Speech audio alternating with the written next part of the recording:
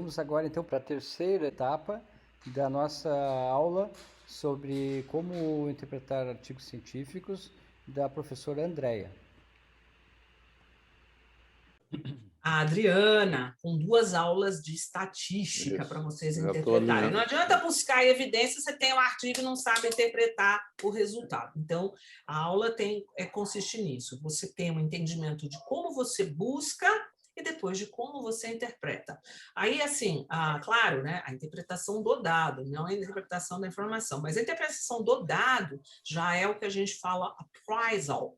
É como você, que competência que você deve ter para avaliar aquele trabalho. Então, é essas aulas que a Adriana vai fazer com vocês. Esse é o exercício da interpretação. Andréia, eu tenho uma pergunta. Claro! Assim, ó, vamos supor que eu fui convidado para dar uma aula sobre um determinado assunto, tá? Certo. A pesquisa no PubMed é suficiente ou eu preciso usar aquelas outras bibliotecas latino-americanas e não sei o quê? Essa é a minha dúvida. Sim, não é, nada é suficiente hoje, tá? E nada está num único local. O que você pode falar é que, sim, ele pode fazer a busca no PubMed, mas não se limite ou não se restrinja a elas, ok? Então, exemplo, olha, eu gosto do PubMed, mas tem Epistemonics, que é a melhor evidência, tem outras bases. Mas é assim, o que é importante? Você sabe pesquisar em uma, pelo menos você entende a pergunta, você entende o processamento, change or not, você consegue fazer em tudo. Só. As bases não mudam muito. O Mas que é muda é a necessário? mecânica. É necessário. Por exemplo, um bom artigo, eu imagino que é certo que vai ser publicado no PubMed. Ou vai ser um Sim, bom artigo que não foi aprovado em nenhuma revista indexada, que não foi para o PubMed. Esse aí não vale a pena nem eu procurar, perder meu tempo com ele. Não, é sério. é interessante a observação, né? Assim, atualmente, a gente está passando por uma grande transformação em ciência, né? Que a gente tem que entender e o impacto dessa transformação. Então, a gente está saindo de um modelo, né? Muito mais hierárquico e clássico para um modelo mais dinâmico e aberto, onde tem uma colaboração muito maior. Então, é assim, na verdade, quem avalia a qualidade não é a base, apesar que as bases, os critérios de qualidade, eles são rigorosos, tá? Então, exemplo, eu fazer uma pesquisa no PubMed é porque eu tenho certeza que os critérios de qualidade são extremamente rigorosos. Então, por exemplo, uma das bases mais difíceis na área da saúde para indexar é o PubMed. Então, por exemplo, você pode perguntar para mim, quantas revistas nacionais estão indexadas no PubMed? Poucas. Acho que tem umas 30, 20 revistas. A nossa tá, o Jornal Vascular Brasileiro. Olha lá, vamos ver se o Journal of... Qual que é o nome da revista? Jornal Vascular Brasileiro. Mas ela tem inglês ou não? Tem inglês. Eu não sei como é que é o nome em inglês, mas... Deixa eu procurar aqui no Google primeiro. Pelo menos a informação que eu tenho é que ela tá lá. Vascular Brasileiro. Aqui, ó. Essa daqui... Eu não estou vendo sua tela. Ai, desculpa. Eu acabo compartilhando a tela e esqueço. Aqui, ó. Essa daqui? Essa aí. Olha lá. Ele diz... Nossa, ela é B3, tadinho. Isso é ruim para as revistas. Esquece isso aqui, tá, gente? Eu falo para vocês apagarem da memória o Qualis, tá? Ela é aqui, ó. Ela tem uma série de indexadores, tá? Tá no PubMed. Tá no PubMed, tá na Lilacs. E, assim, aqui, ó, Jurnovasc Brasil. Ó, tá vendo? Ó, Jurnovasc Brasil. Ela é uma publicação de peer review da sociedade que visa, então, publicar assuntos na área de angiologia, né, para contribuição. Então, aqui, ó, aí ela vai mostrar os critérios da qualidade. Tá? Então, aqui, vamos buscar essa revista. Aqui, ó, ela tem aqui, ó, Search PubMed. Ela tem aqui, ué, essa revista não está no PubMed? Ver como é que ela é indexada aqui. JVB. Deixa eu ver no catálogo. Precisa ver como é que ela está no catálogo. Tá? Ela aqui, ó, ela é de Salvador, nossa, né? Esse é o primeiro registro dela. Ela não é indexada no PubMed. Está escrito, ó, not current indexed, Medline. Ela é indexada aonde? No PubMed Central. E a revista não está encaminhando os artigos para a base do PubMed Central. Precisa conversar com o editor científico para saber o que está acontecendo. Vou ligar para o Winston hoje. O que está acontecendo? Vocês são indexados na Journal Vascular Surgery. Olha aqui, ó, Journal Vascular Surgery. Não, essa é americana. Aqui, ó. Aqui, ó. Não é essa não, André. Essa é americana. A americana aparece, tá vendo? Ó? Parece. E a brasileira. Né? Então, precisa ver o que está acontecendo com a brasileira aqui. É o Winston. O Winston lá de Botucatu, ele que é o responsável. Aqui, ó. Aqui, ó. Se eu clicar aqui, ó, Searching PubMed, na revista, ó, ele só aparece esse. Não aparece outro. A informação que a gente tem é que está lá, mas está errado. Então. Precisa ver o que está. Porque às vezes tem um problema de operação, né, para encaminhar isso. Então, precisa Vou saber do Winston, mandar um e-mail para ele. Ele está indexado, né? Primeiramente, ó, a gente vai no catálogo para saber a situação da revista.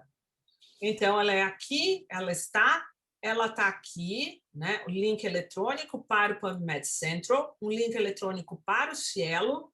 Ela não é indexada na Medline. Olha lá. O título, né? Como é que foi, mudanças.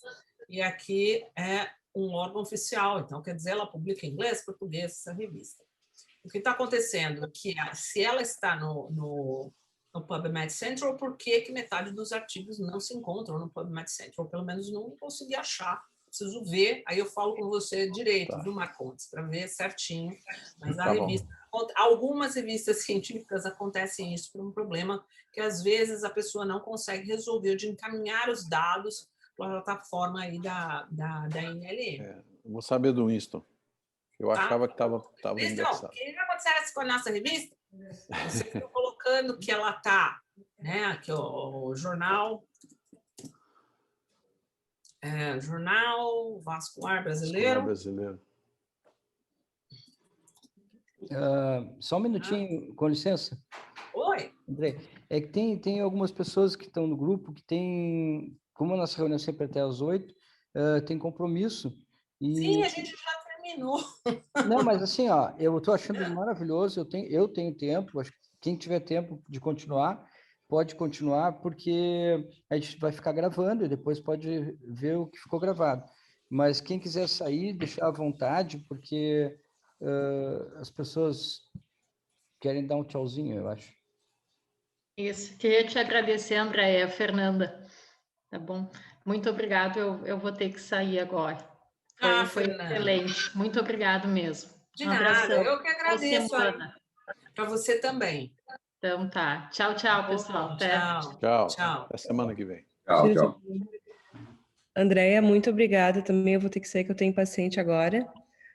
Nossa, estou curiosa pelas próximas aulas que tu comentou ali também. Eu acho que na medicina hoje é essencial. O médico tem que saber fazer essa busca, tem que saber fazer a interpretação dos dados, porque a gente, claro, é importante estudar a base de dados, livro, literatura, mas a gente estuda hoje por artigo, por publicação, né? E isso é muito importante. Obrigada, professor Marcondes, por essa iniciativa de trazer para a nossa discussão, para o nosso grupo de estudos, a Andréia. Ok. Sempre um prazer, né, André? É um prazer. A gente que tem que trabalhar, né? Hoje em dia, pelo amor de Deus, né? Senão você não sabe nem o que dá mais para o paciente. Eu mesmo não sei nem o que tomar. Eu não tomo nada. Né? Então, tem que entender como a gente faz, né? As análises. Então, buscar a informação, a melhor evidência e como avalia essas evidências. Não é tudo que está em evidência, às vezes é bom. Nem essa também, né?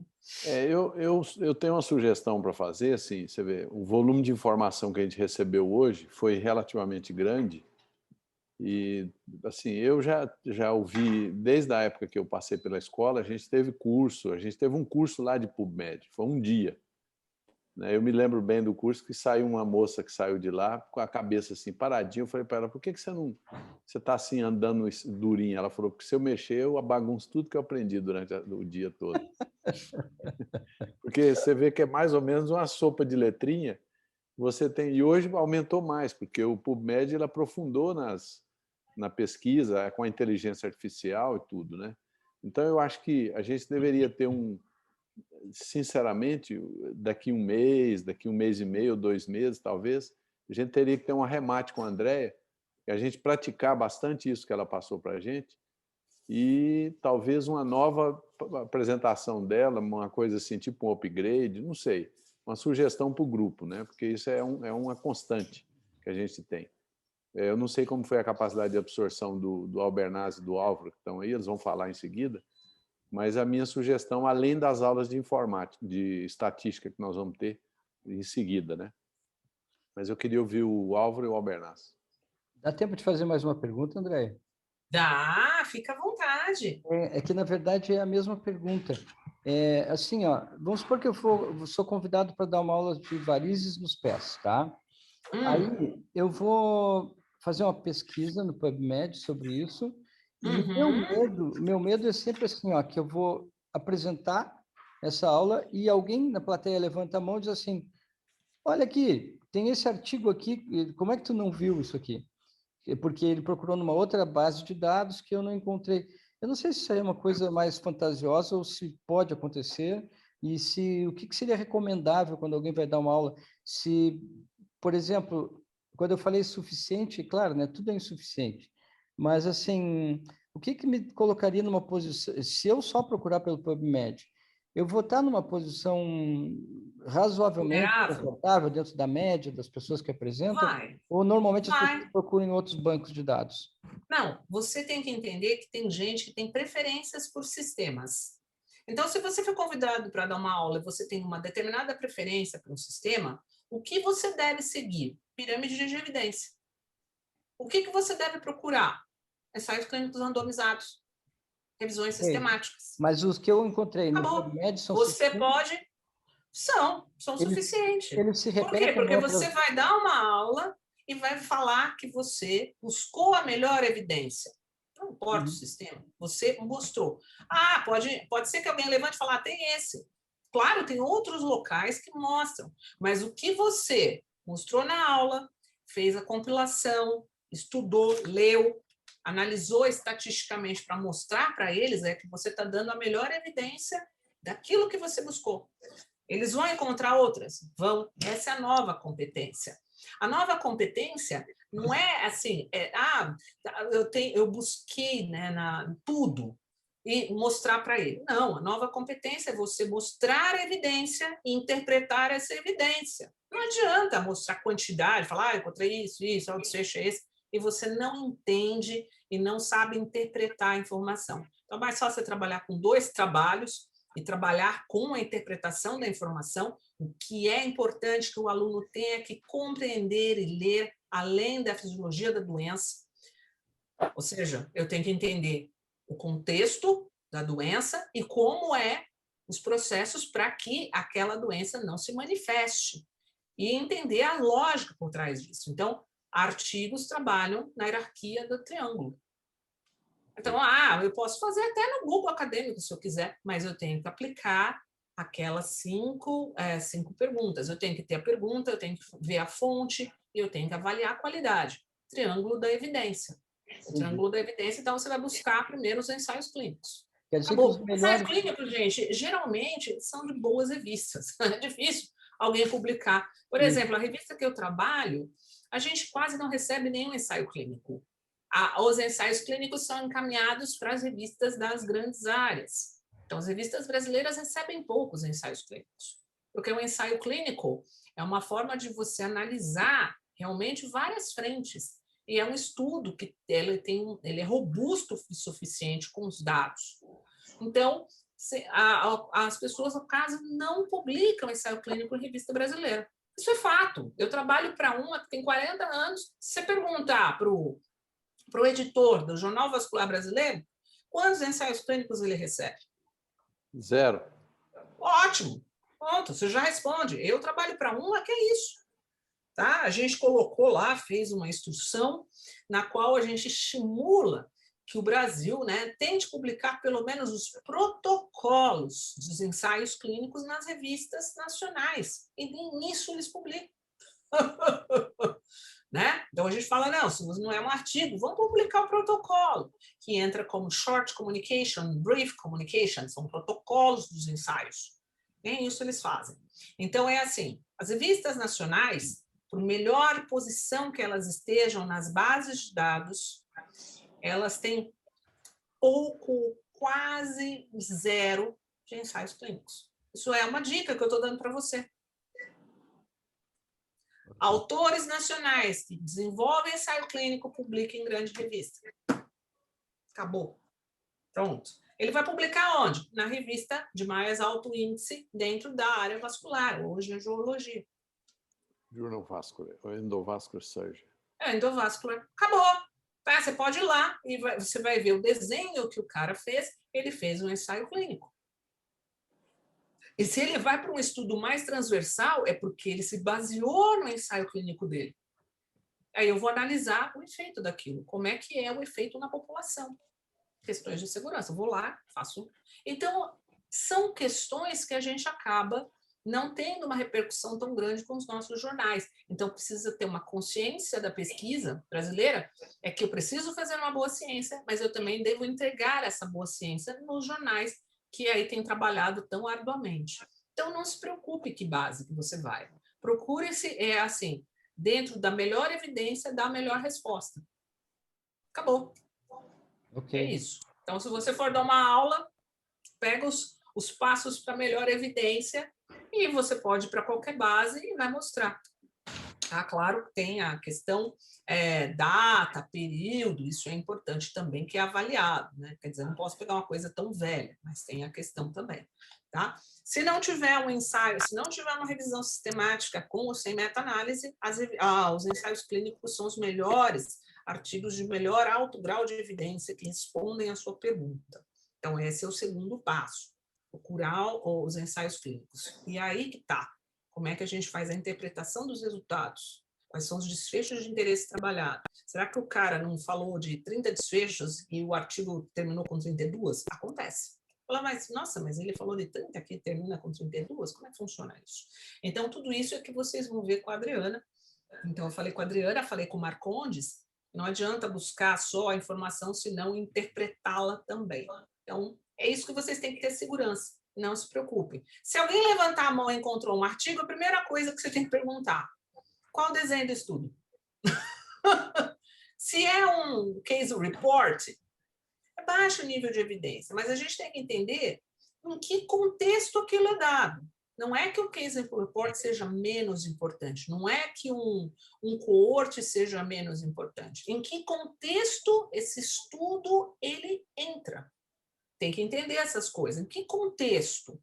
Se eu estou falando para uma plateia de níveis de evidência, ou quero mostrar melhor evidência de um determinado tratamento, eu vou para os ensaios clínicos, óbvio. Mas se eu quero mostrar questões de segurança ou como a população ela entra nisso, né? Como é que é isso? Como é que são os fatores, né? Fator de risco, diagnóstico, prognóstico, não tem como escapar. Eu vou ter que ir para estudos mais secundários, coorte, caso controle. Então, depende muito da aula que você vai administrar, como você vai, o que você vai oferecer, ofertar ao aluno, né? Então, isso tem que ter uma questão também importante para falar do estudo. Então, eu falo bastante, né? A gente deveria aprender a realmente, de fato, fazer ensaio clínico. Os ensaios clínicos depois começar com os outros estudos. A gente começa ao contrário, a gente faz primeiro os estudos mais fáceis e os mais difíceis a gente não faz. Então, a gente deveria começar pelo mais difícil. Vamos começar pelo mais difícil, aprende mais difícil, fácil fica fácil. Né?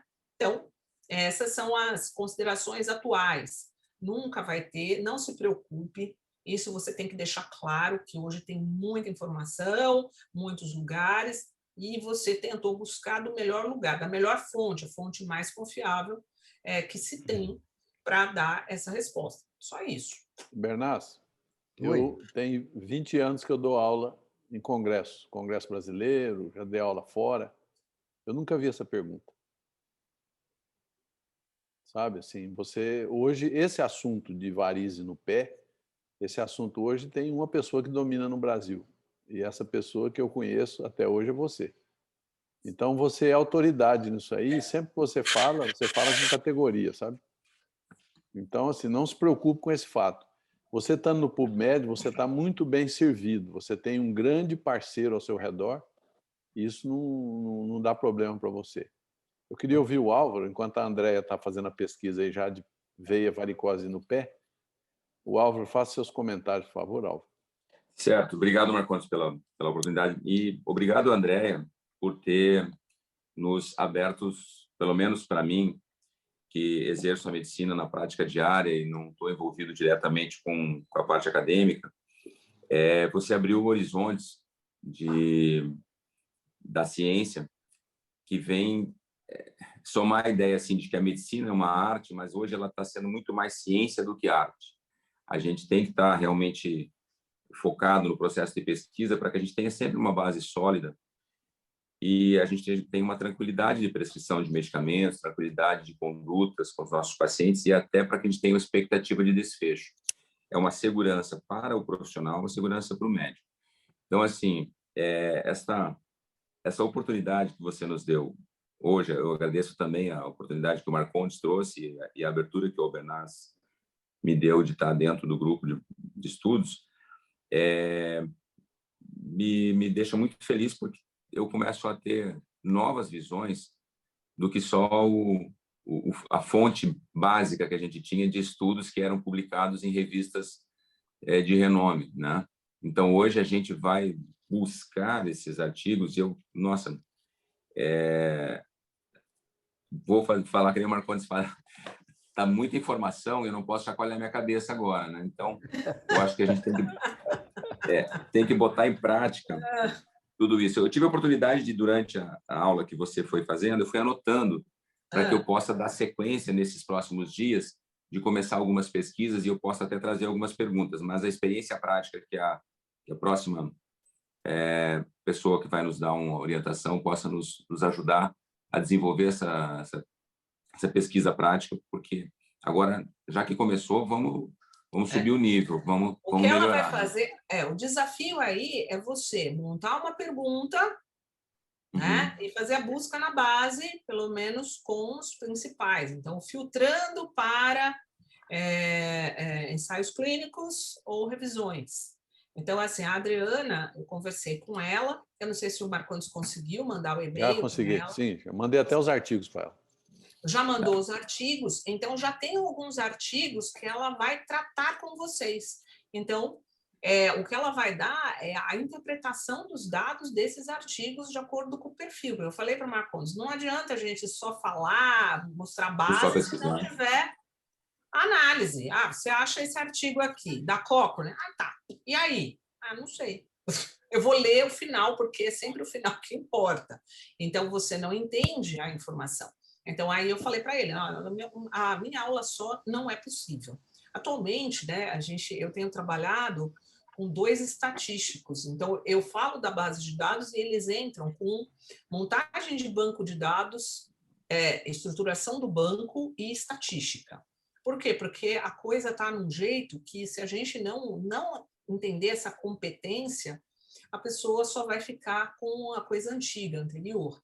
Então, a gente fala isso. Então, a gente começa a falar sobre como é que você faz a organização e sistematização dos dados, usando, por exemplo, algum banco, algum survey, como o REDCap. Então, a gente tem aulas sobre o REDCap.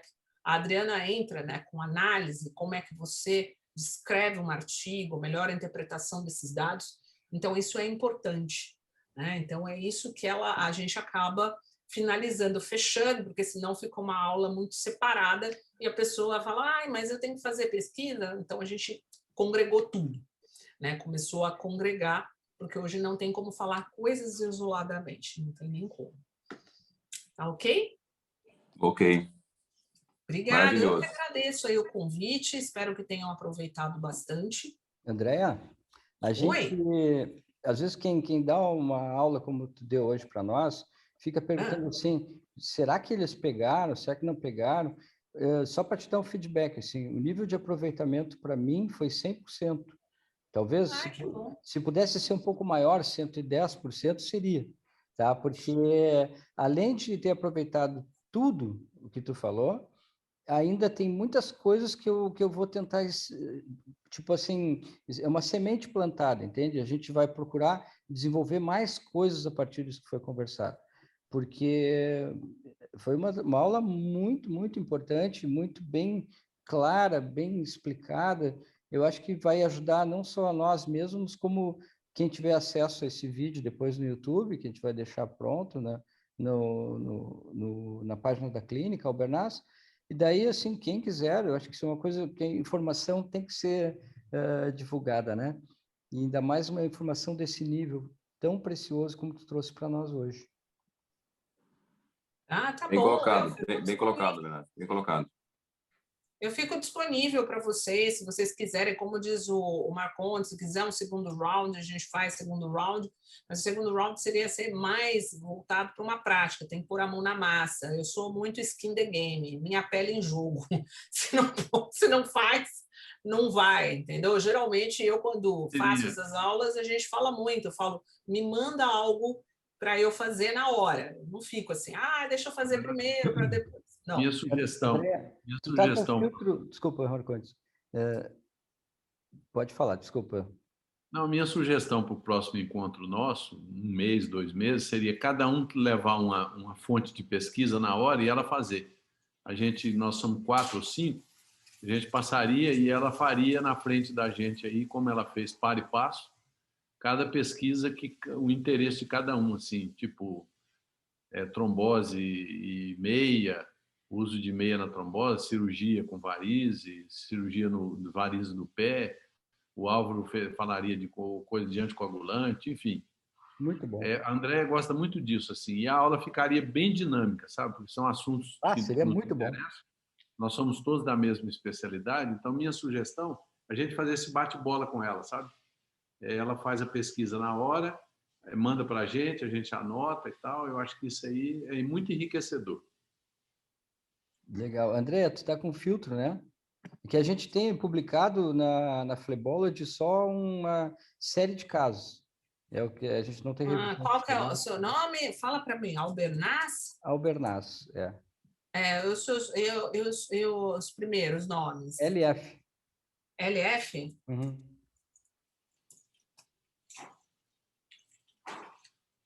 Esse é o Fernando Albernaz? Uhum. Um estudo de 119 pacientes. Olha. Nós estamos escrevendo agora, ontem acabei de escrever, um outro estudo com 140 pacientes com um estudo comparativo de flebectomias e laser no pé. Que está entrando como clinical trial. Então, isso quer dizer que o seu artigo pode ser avaliado aí por alguma grande revisão. Entra na revisão. Legal. Tá? Olha aqui, tem a Rita, tem a Daiane, tem um chinês aqui, ó. Não é chinês, ele é americano, ele é taiwanês naturalizado americano, o Willy Xi. Ele é hoje acho que ele é vice-presidente da União Internacional de Flebologia. O Willy Xi? Esse cara? Vem o I da VWIN também. É interessante.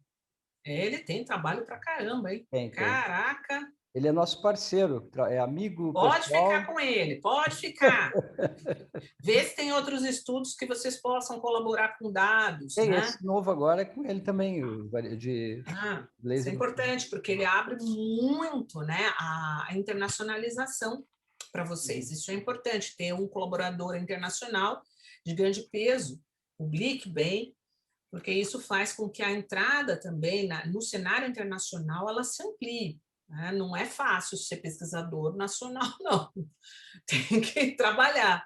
Então, com uma associação com um grande pesquisador é bem melhor, né?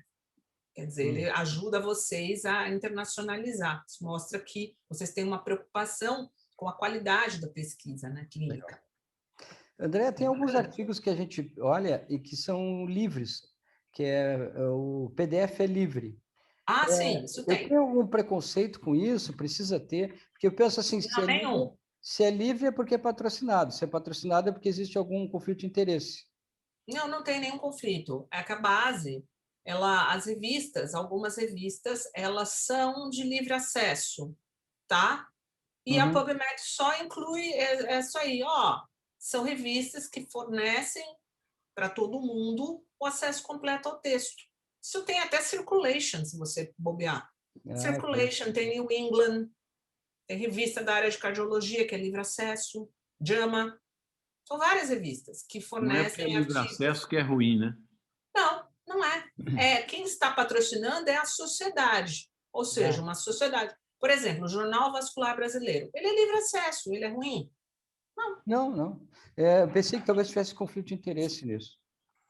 Não tem. Quem está pagando é a sociedade que quer mostrar para as pessoas, para o mundo todo, né, o que ela faz. Então, acaba ela financiando isso para disponibilizar. Então, quando vocês pagam aí a sociedade, vocês também estão trabalhando com o que a gente fala com a ciência aberta, ou seja, a divulgação, a disponibilização de pesquisa na rede para que qualquer pessoa possa ler, publicar, editar, comentar, divulgar essa informação. É isso que vocês estão falando, por isso que elas são revistas de livre acesso. Isso não se restringe a um grupo de revistas, isso é um monte de revista que trabalha, que acaba divulgando os resultados. A New England é uma, tem a New England, tem a JAMA, tem a Circulation, tem várias revistas que fazem isso. Hoje, são poucas revistas que ainda trabalham com fechado. E se está fechado, é porque é um número corrente.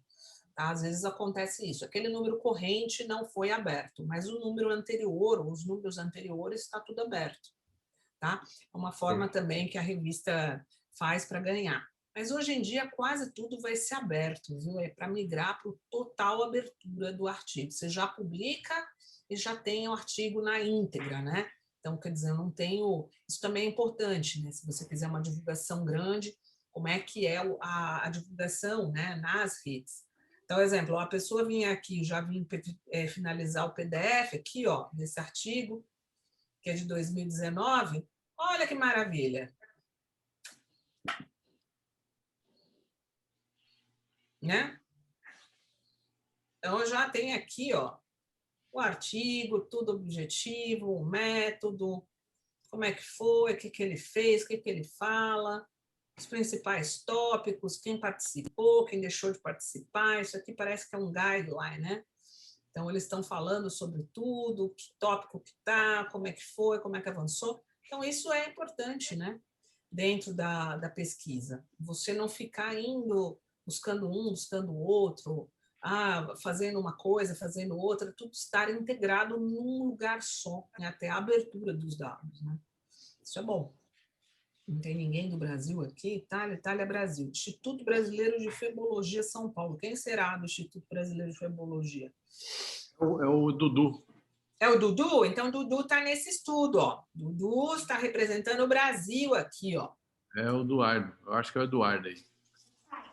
O Eduardo, o nome dele é... Peraí, deixa eu ver aqui, se eu vejo ele. O Eduardo não é fraco, não. Ele tem uma relação boa com as pessoas. E aí tá, o primeiro nome é o Genesini. Ferreira, J. Ferreira. Não sei quem é, não é o Eduardo, não sei se é. J. Ferreira. É o Júlio. Júlio Ferreira. André, Porto Alegre. Dá uma olhada nos agradecimentos lá no final. Vamos ver o agradecimento.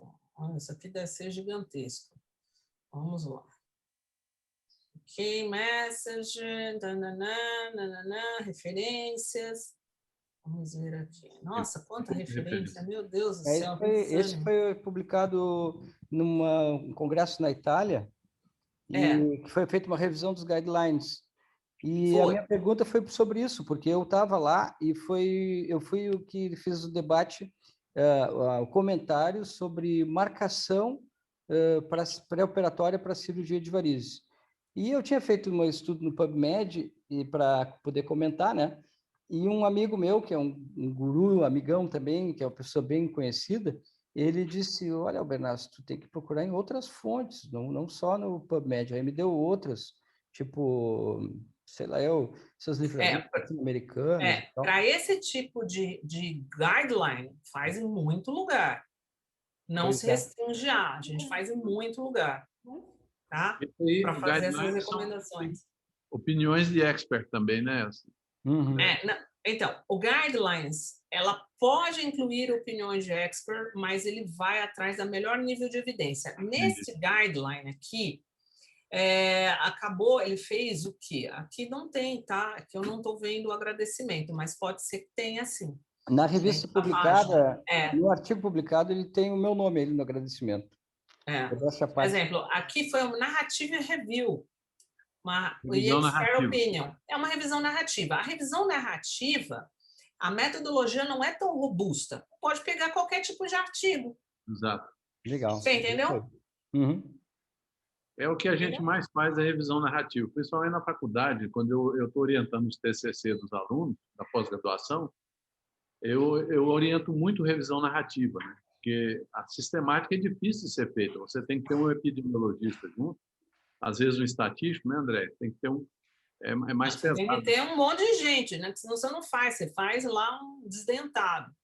Porque você tem que desenvolver bem a pergunta, tem que fazer o registro do trabalho. Isso demora, não dá para fazer um TCC.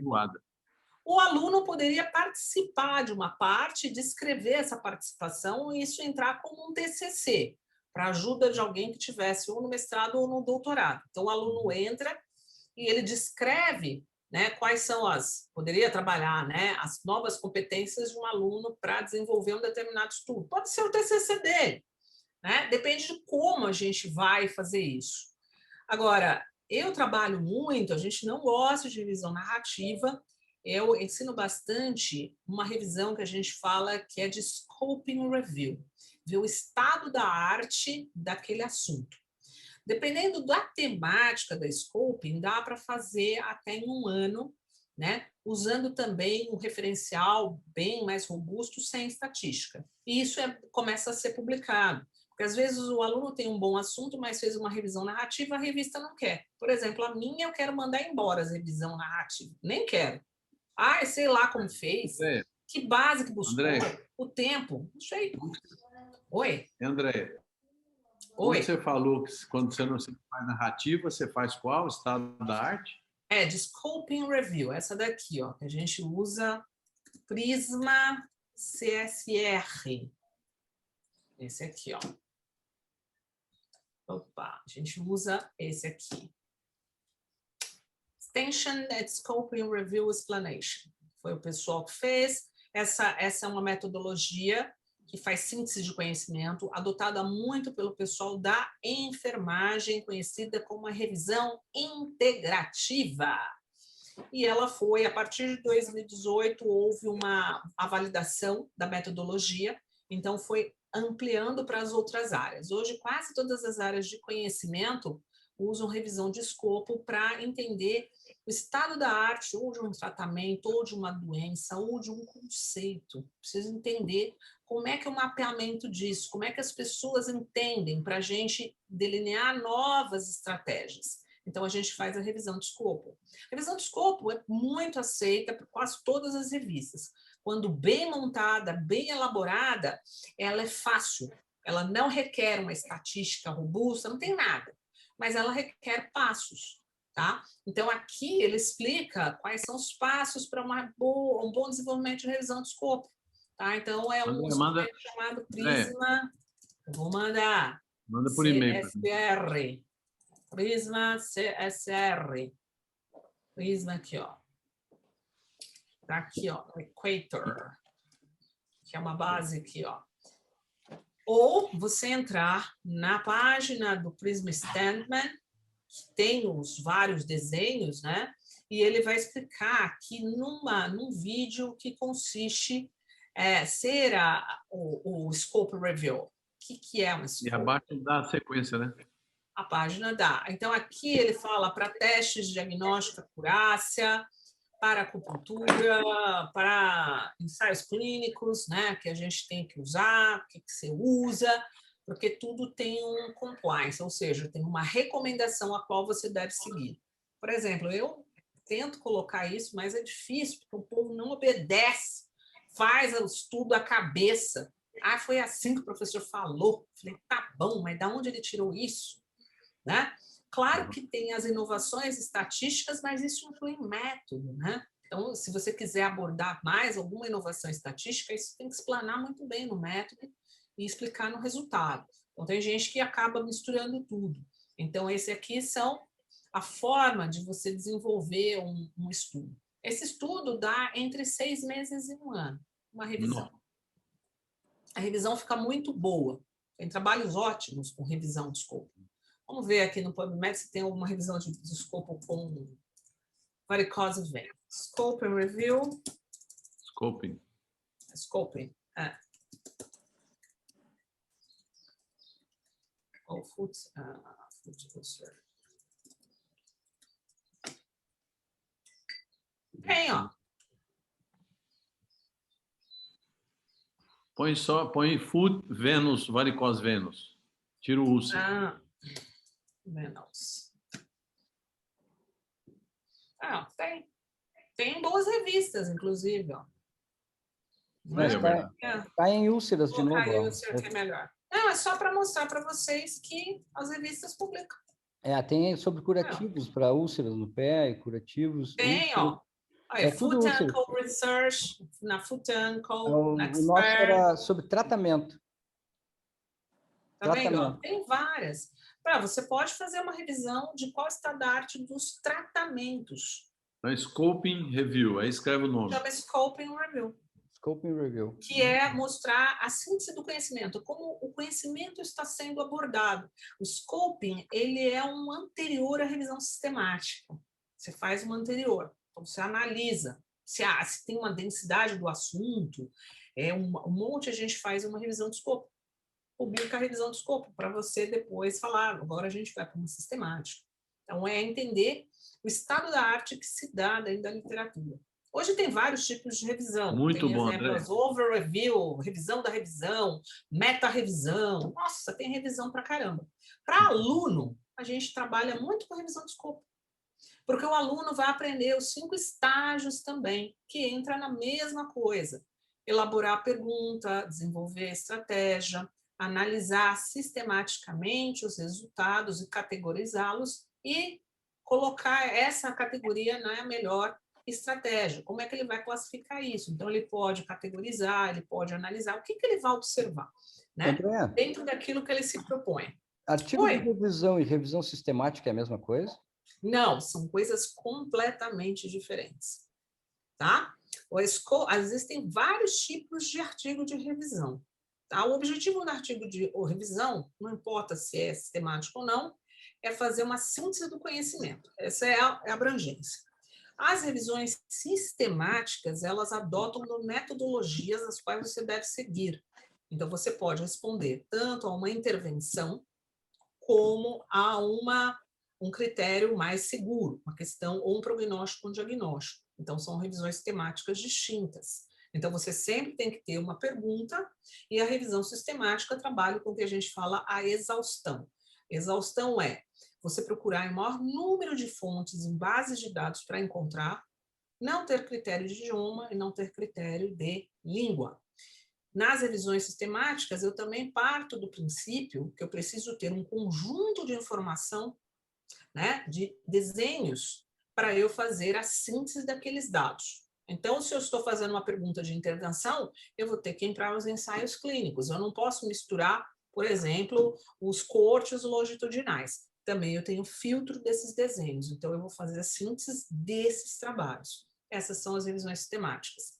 Quando eu trabalho com revisão de escopo, revisão narrativa, eu não tenho essa necessidade de buscar somente um tipo de artigo, mas eu posso fazer por avaliação, usar um instrumento que faz a análise da avaliação, o nível de qualidade.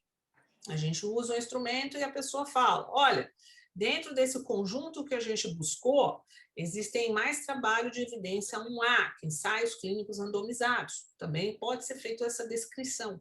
Então, nas revisões de escopo, a gente não avalia, por exemplo, a qualidade. A gente está querendo entender o fenômeno, aquela pergunta. O que se tem daquilo que responde à inovação? O que as pessoas estão caminhando? Está indo para a direita? Está indo para a esquerda? O que as pessoas estão fazendo? Esse é o objetivo da revisão de escopo. Tá? As sistemáticas não. Responder uma pergunta clínica muito objetiva e que você possa ter uma extração de dados para uma prática. A revisão de escopo é analisar o fenômeno, uma síntese do conhecimento. O que as pessoas estão entendendo sobre aquilo. São duas coisas completamente diferentes, mas são revisão. E usam metodologias. Tá? Então, não dá. Então, a gente fala isso. Às vezes a pessoa fala para mim que é uma revisão e eu fico ouvindo, não é uma revisão. Né? Às vezes eu não quero nem saber que tipo que é, eu quero saber a pergunta para eu fazer estratégia e eu me livro. Não, eu faço estratégia. Tá bom, não fico questionando que tipo de revisão que é, porque às vezes você olha a pergunta, a pessoa não elaborou bem a pergunta, tem problema com os desfechos, e aí ela não vai encontrar a informação. Então, a de escopo faz muito esse exercício, né, para quem vai desenvolver sistemática, porque ela vai ter que debruçar e ler um número de documentos grandes e entender como é que é a condição daquele problema, também baseado na pergunta. Então, é isso. Só depende do que quer, né, dirigir, né? Se você vai para um lado, você vai para o outro. Claro que revisões sistemáticas são bem, você tem que ter grupo. A revisão de escopo também, você tem que começar com um grupo. Não adianta fazer sozinho. Narrativa não precisa de grupo. Tá? Pode fazer sozinho, da tua cabeça, já que não existe uma metodologia robusta, você faz o que você acha e pronto, acabou, e dá o resultado que você acha. Se você quiser um pouco melhor, né, avaliando o critério um pouco mais, aí a gente usa o de escopo, porque aí é um exercício também para o aluno aprender a fazer essa avaliação da literatura. É bem interessante. Mas o aluno tem preguiça, tá, Marcondes? A gente faz bastante revisão de escopo. O aluno, na hora de avaliar os artigos, né? Porque a gente usa uma ferramenta chamada Ryan, que a gente inclui os dados aqui dentro e faz com que ele faça a seleção dos critérios, né? Então, essa ferramenta, ela permite que você inclua um outro avaliador e você fique blind, ou seja, fique cego. Então, você tem total pertinência de avaliar sem a influência do outro. Depois a gente abre isso, tá?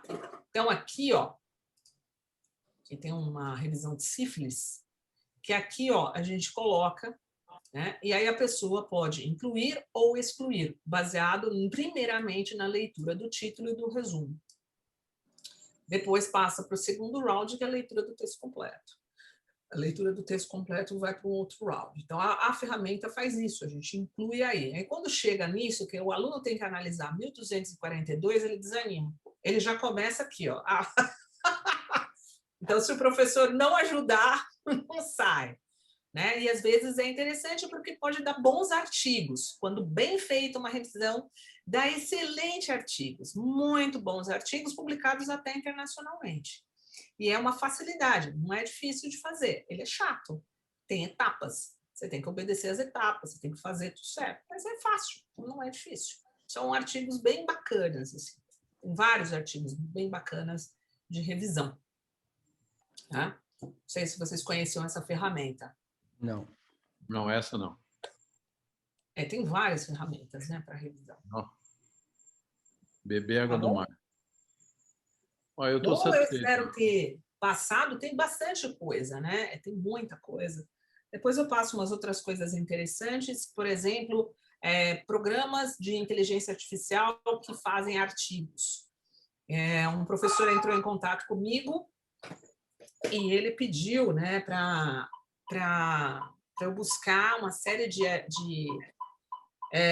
ferramentas que possam desenvolver um artigo. A gente encontrou um que eu gostei muito, que você inclui os seus dados e ele faz uma breve introdução e você desenvolve a sua discussão. Usando o algoritmo de inteligência artificial e sem plágio. Olha, você vê o nível da evolução das coisas, né? O povo tá, e a gente ainda não sabe fazer uma busca, não sabe ler. e o cara já criando um software que cria as coisas. Aonde Eu passo isso para vocês posteriormente, para vocês testarem a ferramenta também. Ela tem um teste, ela tem uma validação, ela tem um trial válido. Vocês podem fazer um teste aí para brincar e ver como é que funciona. Isso ajuda bastante quem escreve, né? Principalmente a gente que trabalha em português. Ok? Ok. Vamos encerrar, Andréia? Vamos encerrar. Sua participação foi riquíssima para nós. Eu acho que o pessoal gostou muito.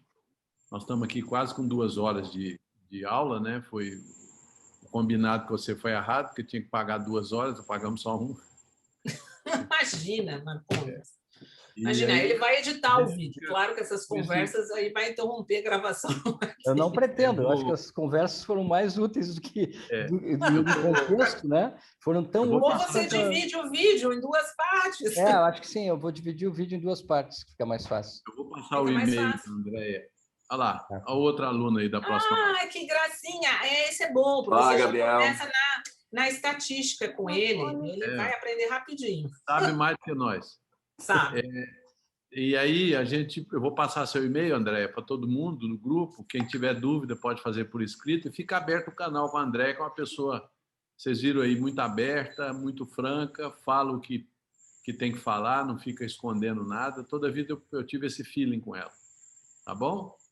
Bom dia, boa semana. Um abraço a todos. Agradeço mais uma vez.